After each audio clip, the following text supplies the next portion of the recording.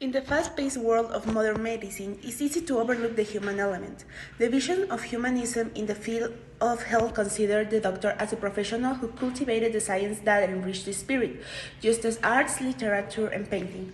As the years passed and returning to the principles that had been established since the time of Hippocrates, dehumanization was understood as a consequence of a scientific, rational model that moved away from the human sensitivity.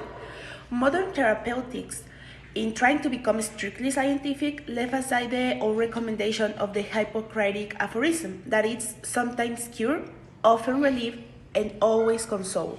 And it can be said that it wanted to reduce it to two terms, always cure. What happens when patients feel more like numbers on a chart rather than individuals with unique needs?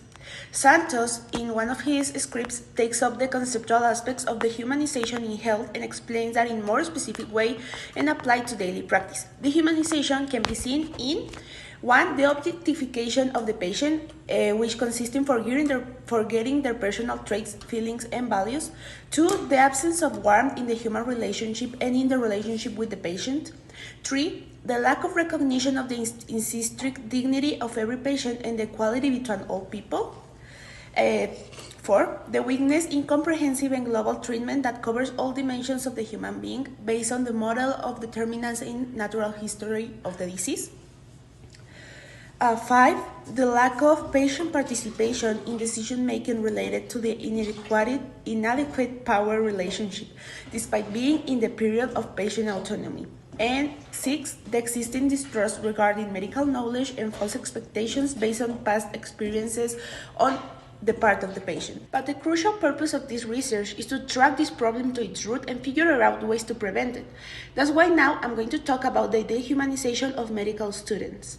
From the moment they enter the classroom, the young students and future medical professionals encounter a level of academic demand in the first semesters that implies a profound change in their behavioral patterns and lifestyles, which is further exacerbated when they begin the clinical practice, in which they must fulfill care commitments and study and deepen the topics.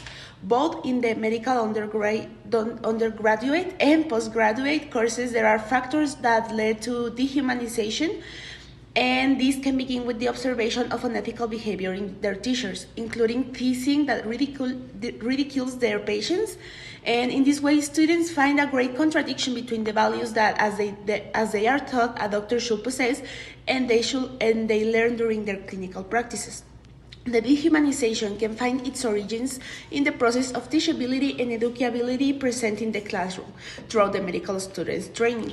This is a learning model based on ridiculization and mistreatment and dehumanization, which becomes a continuum within the teaching process, since it perpetuates the way of teaching medicine that we have been taught to this day. So as you can see, the main problem here is the way the teachers are treating their students and what values they are giving them. That's why medical students are so dehumanized and so apathical to the idea of treating people badly.